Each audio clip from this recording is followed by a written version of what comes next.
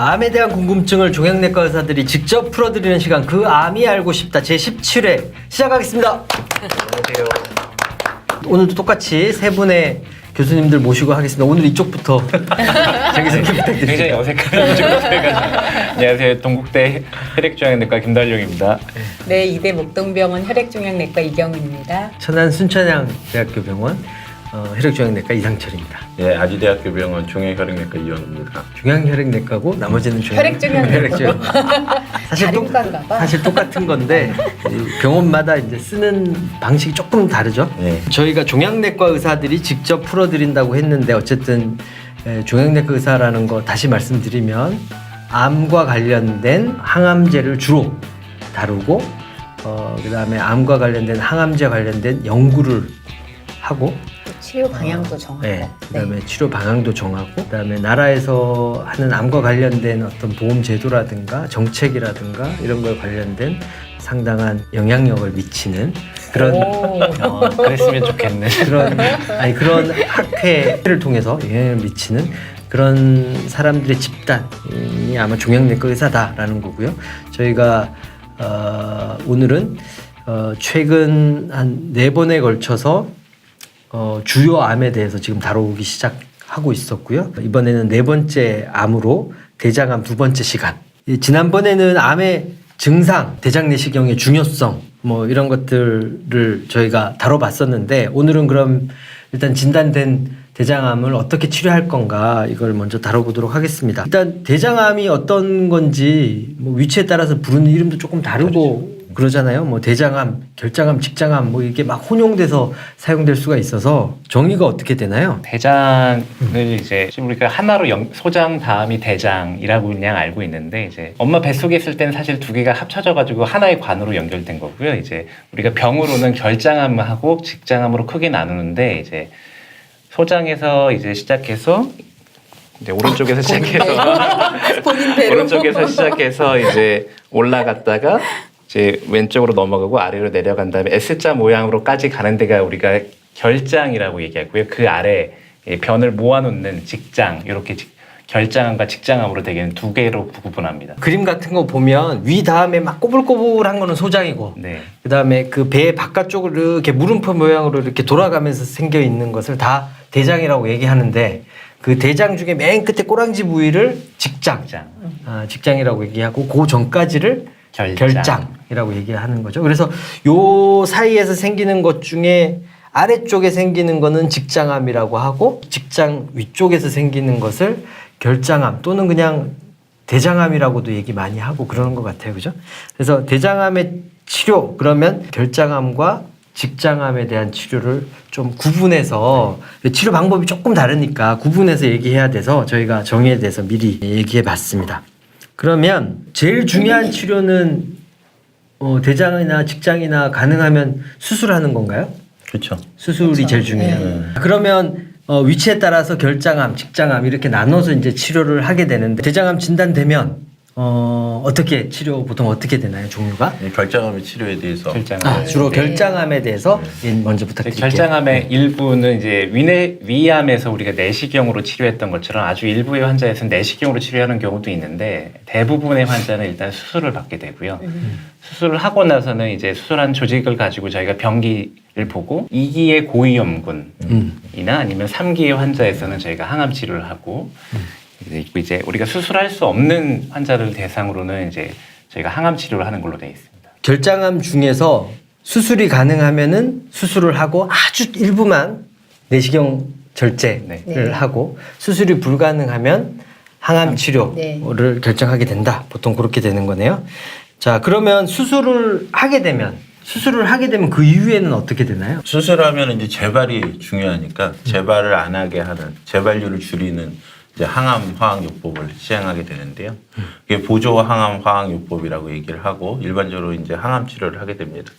보통 6개월 치료를 하게 되죠. 6개월 치료를 하는데 이제 아까 말씀하셨듯이 2기에서 고위험군 환자들 그러니까 뭐 세포가 안 좋거나 그리고 신경이나 아니면 혈관이나 이런 것들이 침범이 돼 있거나 이런 환자 아니면 뭐 장이 터져가지고 약간 암세포가 퍼져 있을 가능성이 있는 사람들이나 이런 사람들에서는 그리고 장이 막혔거나 처음에 봤을 때 장이 막힌 사람들은 보조항암 화학요법을 시행하게 되고 이 보조항암요법에 대해서 좀 더 자세하게 말씀드리면 이제 폴폭스라는 약이나 아니면은 캡사이타빈 아니면 FL 그리고 젤록스라는 약이나 이런 약들을 통해서 6개월 정도 치료를 하게 되죠. 수술을 해서 조직 검사를 해보고 조직 검사를 해서 1기면은 아무것도 안 하고 안 하고.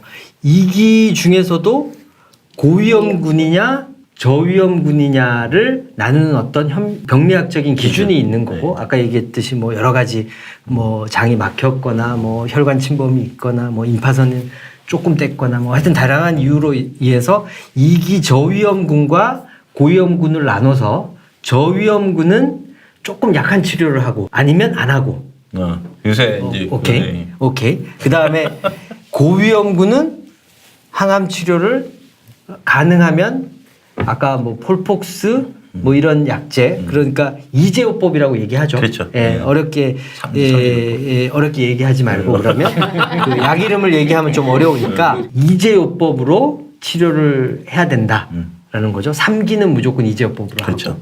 하고. 오케이.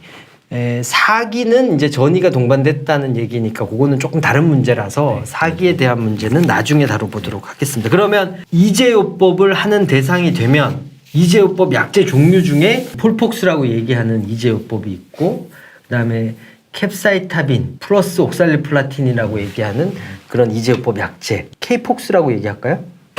어렵나? 약 이름 쓰지 말자면서요. 먹는 항암제하고 주사 항암제를 그게 좋겠다. 먹는 항암제와 주사 항암제를 섞은 이제요법과 주사를 섞은 이제요법. 주사죠. 사실. 네. 그래도 이제요법이라고 그렇죠. 얘기합시다. 이제요법을 하는 방식 두 가지 방법이 있는 거죠.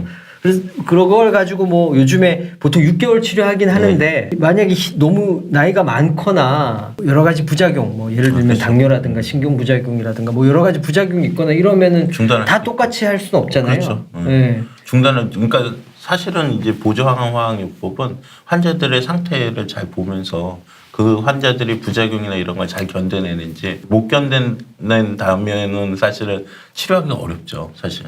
그렇기 때문에 그런 상태나 이런 것들을 잘 보면서 치료하는 게 중요하다고 생각이 돼요. 그리고 이제 약제 중에 부작용 패턴이 조금 두 가지가 다르잖아요. 그래서 어떤 약제를 더 선택할 거냐, 그 다음에 어떤 약제를 중간에 부작용에 따라서 뺄 거냐, 이런 것들은 우리 이제 종양내과 의사들이 부작용이 나타나는 패턴이라든가 이런 거에 따라서 결정하게 된다라는 거죠. 보조적 항암 치료하면서 생기는 부작용 어떤 거 있을까요? 우리 사실은 부작용에 대해서 한참 다뤘었잖아요. 근데 이제 어쨌든 이 약제에 대한 부작용도 조금은 다뤄봐야 되니까 간단하게 한번 좀. 아까 얘기했던 폴폭스라고 하는 약에서 이제 옥살리플라틴 주사 이제요법.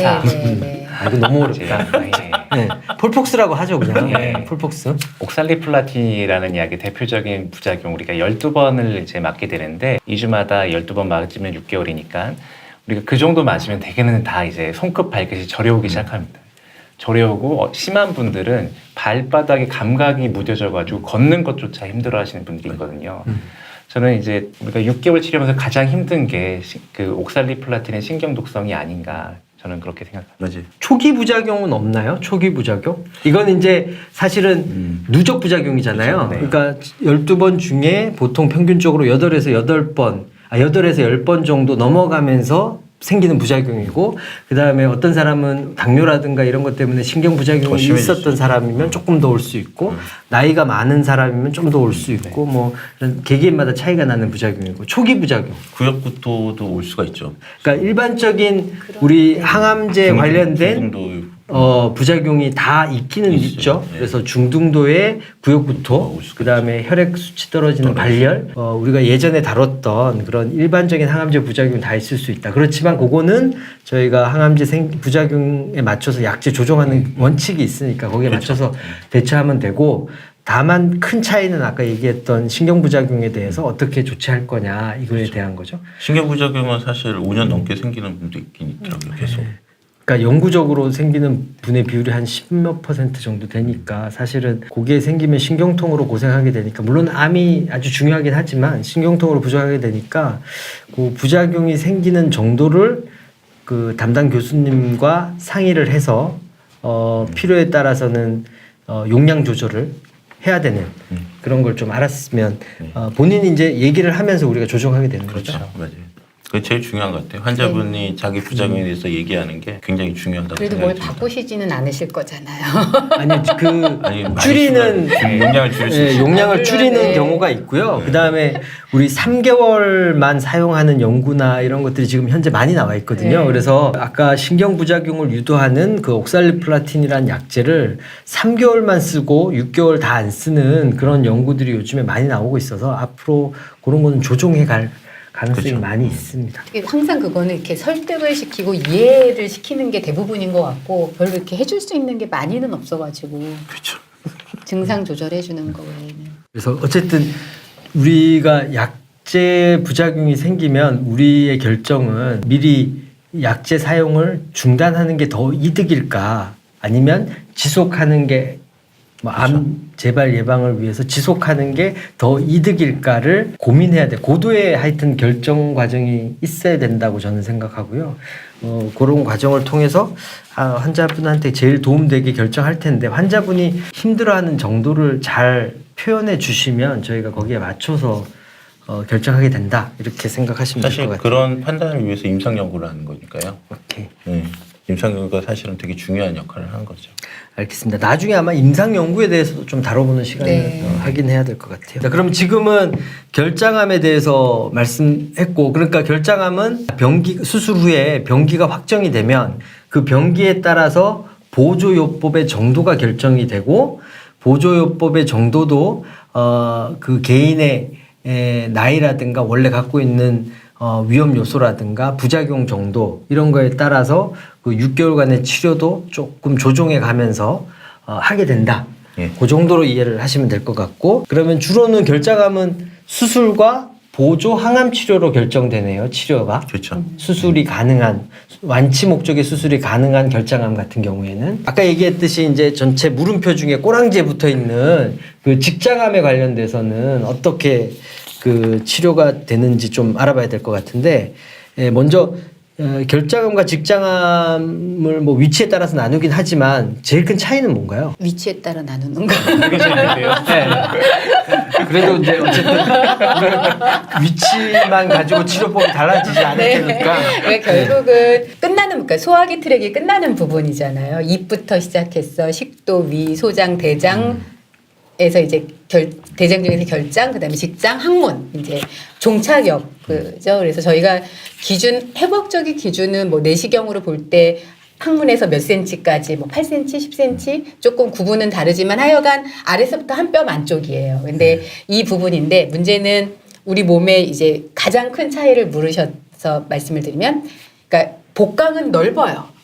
근데 이제 우리 물통 있죠. 그 생수 엎어놓는 물통 같은 걸 엎었다고 생각을 하시면 복강은 넓다가 갑자기 이렇게 좁아져서 골반강이 되거든요. 그러니까는 장들이 위에서 막 열심히 막 우글우글 하다가 밑으로 직장으로 오면서 되게 얇은 공간을 해서 항문으로 빠져야 되고 그 주위에 남성, 여성 할 것 없이 생식기도 있고 주변 벽들도 있고 여러 가지 타이트해요. 굉장히 밀집된 공간이라는 거죠. 그러니까 암이 발생을 하면 붙어요. 옆집끼리 이렇게. 그래서 주변이랑 유착, 그러니까 이렇게 침습 이런 게 많이 연결이 돼 있기 때문에 이거를 수술을 하자고 막바로 들면 다 드러내야 되는 거죠. 그냥 정말 바닥을 파듯이 이렇게 포크레인처럼. 근데 그럴 수는 없으니까 그러면은 안 되니까 그 부분이기 때문에 이제 수술이 어려울 때는 여기서 이제 항암 방사선이라는 게 먼저 들어가는 경우가 많아요. 그걸 그러니까, 파내면 항문을 없애야 되니까. 그렇죠. 네, 네. 가장 두려워하는 것 중에 하나잖아요. 직장암, 항문이 없어지고 장루, 그래서 주머니로 대변을 해야 돼. 이거 진짜 사실은 어떻게 보면 별거 아닐 수도 있는데 또 어떻게 보면 굉장히 삶의 질을 좌우하는 거니까. 그래서 항문을 보호하고 수술을 용이하게 만들 목적으로 수술 전에 항암 방사선이 좀 치료법에 표준요법으로. 차이가 네. 있다라는 거죠. 그러니까 아까 해부학적으로는 위치의 차이가 있다. 그러니까 복강 내에 있느냐, 배 안에 있느냐, 네. 아니면 골반이라고 좀 좁은 구조물 안쪽에 있느냐는 차이가 있고, 그 다음에 또 싸고 있는 막이 좀 다르죠. 그래서 그렇죠. 대장을 네. 싸고 있는 막이 장막이라 그래서 이게 암이 퍼질 확률이 조금 줄어주는 어떤 막이 있고, 골반강 안쪽에서는 그런 장막이 없고 바로 주위 조직들이 뭐 지방 조직 같은 게 쭉 깔려 있어서 다닥다닥 네. 붙어 있어서 주위로 침범될 확률이 높다고 그쵸. 말씀하셨던 거 네. 있고, 그다음에 거기 좁은 공간 안에 또 장기도 또 여러 개 더 있잖아요. 네. 남자 같으면은 뭐 전립선도 있고 방광도 있고, 그쵸. 여자 같은 경우에는 뭐 자궁도 있고 방광도 있고 뭐 이러니까 주위로 그쪽으로 침범돼서 문제가 될 확률이 좀 더 높다. 좁으니까 수술하기가 조금 더 어렵다. 그렇죠. 광범위 네. 절제하기가 어렵다. 그래서 그런지 국소 재발이 많다. 네. 근처에서 재발이 많다. 그래서 그런지 방사선을 해야 된다. 네. 그러니까 국소 치료가 더 들어가야 한다. 방사선 네. 치료를 안 하면 국소 재발이 더 많으니까 많다. 방사선 치료를 하다 보니까 그 근처에 생기는 방사선 때문에 생기는 부작용이 좀 추가되는 면이 네. 있죠. 네. 예, 항암제만 사용해도 되는 결장암에 비해서. 네. 어쨌든 그런 위치에 따른 차이 때문에 치료법의 차이가 있고, 그것 때문에 부작용 패턴 뭐 여러 가지 면에서 차이가 있을 수 있고, 가장 큰 차이는 아까 얘기했지만 필요에 따라서는 장루해야 될 수 네. 있다. 맞아요. 그게 가장 큰 차이 중에 하나네요. 오케이. 그럼 장루에 대해서 조금 이따 얘기할 거니까. 어쨌든 위치에 따라서 배 안에 있는 거는 비교적 수술하고 항암 치료만 하면 되는데, 골반 안쪽에서는 조금 치료법이 복잡하게 전개될 수도 있다. 직장암은. 그 정도 차이를 두고 그러면 이거에 대해서 얘기를 하면 될 것 같아요. 그래서 어쨌든 직장암의 그러면 치료는 아까 위치에 따라 이런 차이가 있다 그랬는데, 그럼 어떻게 치료하나요? 치료법도 사실은 좀 다릅니다. 결장암하고 좀 다른 게 방사선 치료하고 항암 치료를 먼저 하는 경우가 있거든요. 네. 그 이유는 이제 우리가 이제 항문을 없애는, 이제 수술을 먼저 해버리면 항문을 없애는 경우가 꽤 많아서, 그러면 그 그러니까 그런 장기를 보호하는, 계속 유지하기 위해서 항암 치료하고 방사선 치료를 함으로써 암을 줄인 다음에 수술을 하는 경우가 있거든요. 그런 경우가 사실은 최근 트렌드에서는, 최근 치료 경향에서는 계속 그렇게 하려고 하는 거고요. 방사선 치료하고 항암제 치료하고 같이 하게 되는데, 요새 최근에 이제 먹는 항암제도 같이 치료할 수 있고, 아니면 주사 항암제를 같이 치료할 수도 있는. 그러니까 항암 방사선 치료를 먼저 하는 경우가 있다. 예, 오케이. 그러니까 어쨌든 일반적인 결장암의 치료처럼 수술하고 병기에 따라서 보조적 항암 치료를 하는 건데, 얘는 수술 전에 항암 방사선 치료라는 걸 먼저 해서 사이즈를 좀 줄인 다음에 수술하고 또 보조적 치료를 하는 경우가 꽤 많다. 수술을 먼저 하고 항암 방사선 치료나 항암 치료를 하게 되는 경우도 있죠. 병기에 따라서. 네. 네. 오케이 알겠습니다. 그러면 물론 내시경 절제하는 경우도 있고, 아주 초기 같은 경우에. 오케이. 그렇지만 어쨌든 얘는 전반적으로 병기가 조금 진행돼 있으면 방사선이 들어가야 되고, 아예 앞쪽으로 항암 방사선을 먼저 당기는 경우도 있다라는 거죠. 그러면 아까 그렇게 하는 제일 큰 이유가 국소 재발률 문제가 한 가지 있고, 두 번째는 장루 문제인 것 같은데, 장루 어떨 때 보통 하게 되나요? 장루는 이제 우리가 수술을 하게 되면은 잘라놓고 병을 잘랐으니까 나머지 장을 연결을 해야 되잖아요. 근데 이 연결을 해야 되는데 거기에 변이 계속 지나가면 이 연결 부위로 변이 셀 수 있거든요. 이 연결 부위가 안정돼 있어야 되기 때문에, 그럼 변을 지나가지 않게 해주려면은 그때는 장루를 일시적으로 만들어서 여기가 잘 달라붙게 먼저 만들어줘야 될 때, 그때가 하나가 있고, 그리고 이제 병이 항문하고 너무 가까우면 이때는 어쩔 수가 없습니다. 어쩔 수 없이 장루를 만들어야 됩니다. 영구적인 장루를.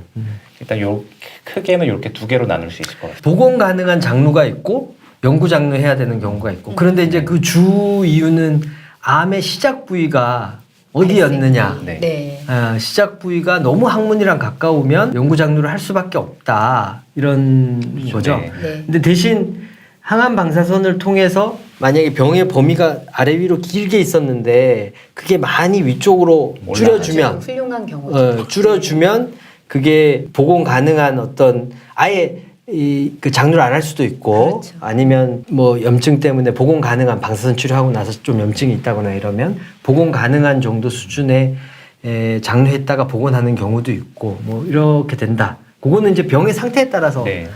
다르겠네요. 오케이, 알겠습니다. 간혹 그 방사선치료, 항암치료 하고 나서도 병이 없어지는 경우도 간혹 있긴 있더라고요. 있죠.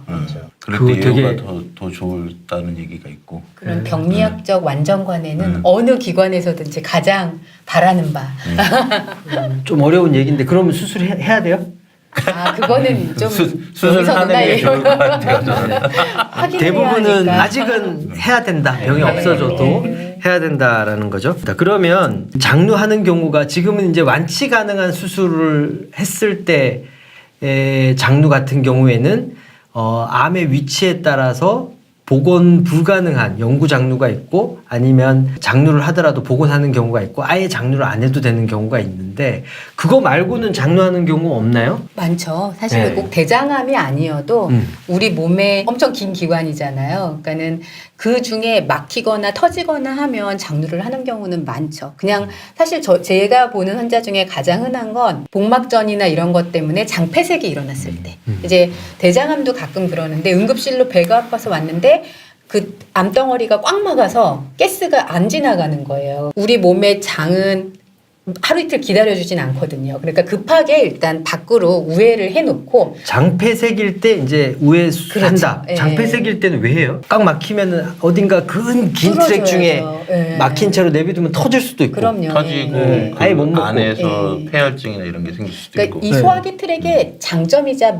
단점인 건데 네. 혈관이 막히면 혈관은 지네끼리 우회로를 찾아요. 그래서 옆으로 돌아가거든요. 그래서 딴 혈관이 발달을 하는데 방법이 없어요. 그냥 막히면 막히는 대로 당할 수밖에 없으니까 그걸 우리가 해결할 수 있는 건 그 자리에서 끊고 이어붙이면 베스트. 근데 그런 경우가 상당히 흔하지는 않으니까 급한 대로 우선 막 밖으로 압력을 감압을 해주고 장폐색이라는 게 생겼을 때 이 어쨌든 배 안에 어떤 원인에 의해서 꽉 막히면 얘는 저절로 되지 않아요. 되지 없어요. 않고 네. 물론 되는 경우도 있긴 하겠지만 안 되는 경우가 많고 그다음에 제일 중요한 거는 터질 수 있다는 게 제일 큰 문제인 네. 것 같아요. 근데 터지면 뭐가 문제냐?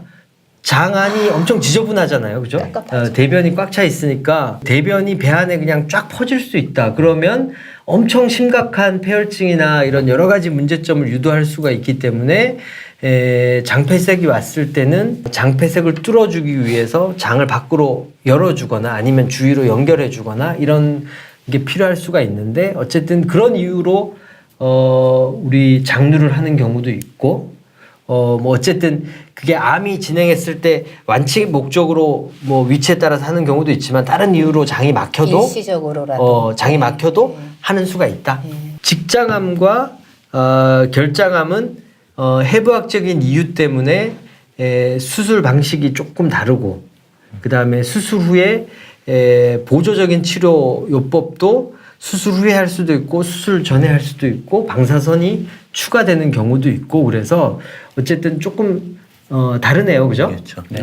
그리고 우리 아까 맨 처음에 직장암에서 직장암의 길이가 아마 보통 한 15cm 정도 되는 것 같은데 그 중에 그것도 세 개로 구분돼서 그러니까 상부 직장, 중부 직장, 뭐 하부 직장 이렇게 나눈 다음에 아까 얘기했듯이 하부 직장 같은 경우에는 영구 장루를 해야 되는 경우가 많죠. 많죠. 대부분인 위치상. 것 같고 네. 중부 직장 같은 경우에는 장루를 세이브할 수도 있고 아니면은 항암 치료해도 좀 반응이 별로거나 이러면은 그럴 때는 장루를 해야 되는 것 같고 상부 직장 같은 경우에는 그냥 복강 내 결장암이랑 거의 유사하게 치료해도 되는 것처럼 지금 되어 있죠. 그러니까 직장이라고는 하지만 그냥 결장암에 준해서 치료해도 되는 그런 부위가 존재하고 있는 거죠. 혹시 뭐 오늘 대장암, 직장암에 이제 사기, 전이가 돼 있는 걸 제외하고 일반적인 수술, 그 다음에 보조 치료 그런 거에 대해서 얘기해봤는데 혹시 뭐 더 추가로 하실 말씀 있나요? 최근 복강경 수술이나 복강경 그렇죠. 그리고 로봇 수술도 꽤 많이 하는 것 같긴 하더라고요. 직장암에서 하는 직장암에서도 거죠. 그렇고 대장암에서도 많이 하죠. 많이 하고. 네. 예. 복강경으로 하면 어쨌든 옛날에는 수술 시간이 조금 더 길어진다 뭐 그랬었는데 요즘에는 거의 그 수술하시는 분들의 우리나라 그 대장암 수술하시는 분들의 어떤 기술이나 이런 것들이 워낙 좋아져서 거의 보통 개복 수술과 거의 시간도 거의 똑같은 것 같고 대신 이제 우리가 모든 복강경 수술의 장점이 뭐 저희가 다룰 내용은 아니지만 약간 장을 덜 만지게 되니까 수술 후에 장 유착이라든가 이런 문제가 좀 덜 생긴다. 뭐 이런 문제가 장점인 것 같고 퇴원도 빨리 하고. 퇴원도 더 빨리 할 수 있는 것 같고 많이 이제 절개 부위가 줄어드니까. 예. 그리고 이제 로봇은 제가 잘은 모르겠지만 저 아래쪽 부위가 남자 같으면은 전립선이라든가 이런 부위라든가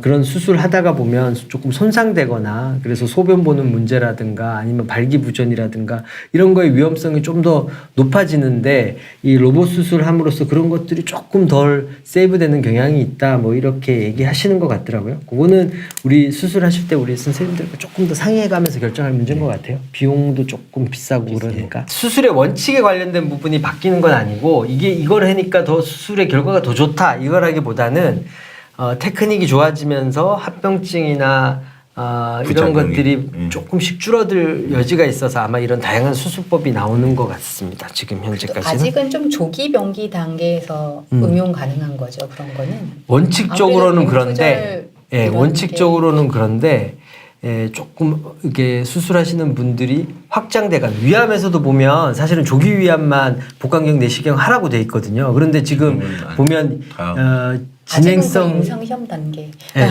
단계이긴 한데 네네. 단계이긴 한데 사실 정말 많은 프랙티스에서 하고 있거든요. 2기, 3기 아주 진행된 거는 보통 안 하고 아마 있지만 결과를 아마 봐야 될 거죠. 네. 봐야 될 것 같아요. 좋은 쪽으로 나오는 걸. 네, 그리고 단계에 대해서 뭐 조금 그거는 수술하시는 분들과 상의하시면 될 것 네. 같아요.